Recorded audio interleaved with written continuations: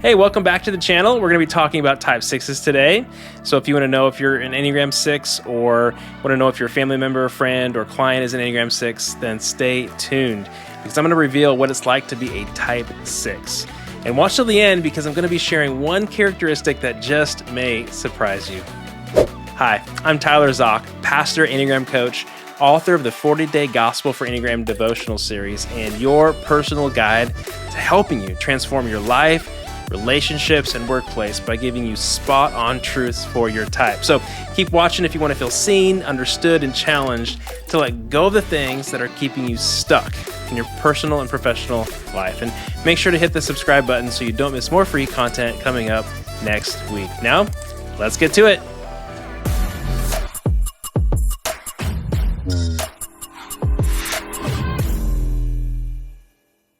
Type 6s have a fear of fear itself, right? Being without support, being without guidance, feeling helpless or defenseless. So their desire is to have security, to have safety. So they tend to focus on what could go wrong instead of what could go right. Their idol is safety and security. So their desire is safety and security, but sometimes they can idolize that to an extreme. They avoid uncertainty, vulnerability, and deviating from the group. Their vice is anxiety, fear, right? Constantly scanning for worst-case scenarios and projecting their angst onto others when things aren't going their way. Their virtue is courage, to have courage in the face of fear or uncertainty, and to have faith in God's sovereignty, that He is in control of all things.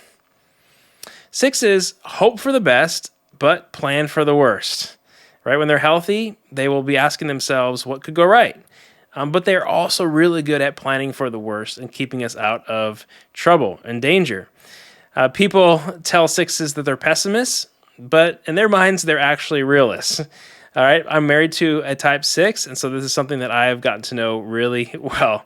I misunderstood my wife for years because I'm the hopeful 3. But just really realizing that Lindsay is a realist and that she's taking care of me and protecting me is a huge relief. People have told 6s that they're faithful, hardworking, and responsible.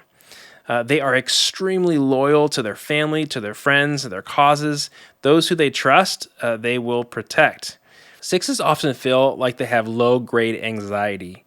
Okay, even if they're healthy or unhealthy, all 6s tend to say that they have some anxiety under the hood that oftentimes people can't see. And it's just related to the what ifs. They're always asking the what if questions, whether they want to or not. Internally, they're saying, what if this could happen? What if this could happen? And it just leads to some low-grade anxiety. 6s need clear-cut guidelines and expectations, policies, procedures, anything like that can help them to have more certainty about what to expect. So they strive to be prepared for every scenario. They're great protectors. They are cautious and tell others that they should be cautious as well, not to go through life haphazardly, but to be watchful and to be discerning. 6s are a champion and protector of those who are helpless and defenseless, or those who are the underdogs in life. 6s honor good authorities and institutions, but watch this, rebel against the bad ones, right? Honor good authorities or rebel against the bad ones. It's hard to stay in a neutral position if you are a 6. You tend to swing on the pendulum of either trusting or over-trusting your authority figures or under-trusting bad ones. And so this leads me to mentioning that 6s can be one of the most complicated personality types on the Enneagram. They can be phobic, which means fearful, or counterphobic, going against the fear. Now, all 6s, and let me put a diagram on the screen so you can see this as I talk about it, but all 6s tend to be more phobic or more counterphobic. That's kind of their default, is they are on one side of the spectrum.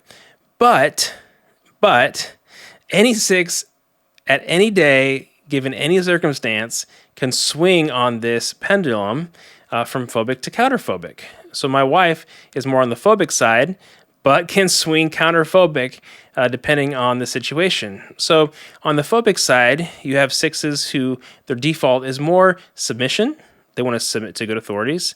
If there's danger, they flee. They tend to be more passive, avoiding difficult situations, being a little more indecisive and uncertain, caring and warm and friendly. You can see the list there. But as they swing counterphobic, right? If they sense that there's a bad authority or bad situation going on, they might rebel, they might fight, get more aggressive, face difficult situations with courage, be precise and efficient rather than indecisive. They can avoid being defenseless by going on the attack, right? The best defense is a good offense, and so on. You can read the rest of the list there. But it's very fascinating because sixes can be very unpredictable. They're very complex. But like I said, I'm married to one, and I love sixes so much. Sixes tend to doubt their decisions and abilities. They have a hard time trusting themselves, which is oftentimes why they look to authorities for guidance. They don't want to be without guidance because they want that reassurance from people. They enjoy consistency and predictability, like we've mentioned before. They tend to play devil's advocate, but they don't wake up every morning wanting to play devil's advocate. They tend to play devil's advocate because they want to protect themselves and their friends and their family. So oftentimes when a decision is being made or they sense that the group is heading in one direction, they feel they need to be contrarian to look at the other side. Because what if we don't look at the other side, and what if we fall into danger?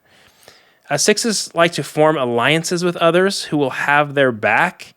They tend to have a wolf pack mentality of being a part of the herd, being a part of a group. So they don't think very individualistically, but they think about the group. And so it's really important to form alliances to make sure other people will have their back. I love this. Sixes have a built-in BS detector that is rarely off. Right? If they're healthy, they are so discerning. They have great people discernment. It can tell when a leader's being fake or a leader's lying. They can kind of read people really well. Sometimes they can be problem seekers instead of problem solvers. And so again, when they're being contrarian or playing devil's advocate, instead of trying to find solutions, they tend to find more problems. And that's just something that a six has to work on. It takes a while for sixes to trust people. They're not easily swayed by charismatic people who want to win people over. They're just not swayed by those kinds of people. But once you earn their trust and are sincere and are a truth teller and kind of win their trust, then they will have your back forever. Sixes like to blend in rather than stand out. And so sixes don't like to be in the spotlight. They don't need to be the guy or the woman or the leader. Again, they have a group mentality and like teamwork and collaboration. And if you're the leader, you're going to stand out and maybe you'll have a bigger target on your back if you are the leader. And again, sixes fear what will happen if they're too successful. Sixes are more dependable than most people. And so they, like ones, if they say they'll do it, they're going to do it. Sometimes they make mountains out of molehills. They tend to take certain things that are really small problems, but can end up catastrophizing and acting like the problem is much bigger than it actually is. So if you do that, then maybe you're a six. Sixes are able to face, though, the worst crises with grit and grace. Because sixes, even though they're fearful and are thinking about the what ifs, oftentimes they're prepared. So when the crisis gets there, oftentimes they are able to handle those crises better than me or anybody else in the room. Sixes often experience analysis paralysis. So ones have the inner critic in their head saying, hey, you messed up, you made a mistake. Well, sixes have an inner committee of a group of people in their head saying, hey, what about this situation? Or what about this solution? Or well, you could do this. And all that overanalyzing and all those voices cause them to feel paralyzed inside. Now, I told you that there is one characteristic that just may surprise you, and here it is that those sixes are the most fearful, or can be the most fearful on the whole Enneagram spectrum. They could also be the most courageous.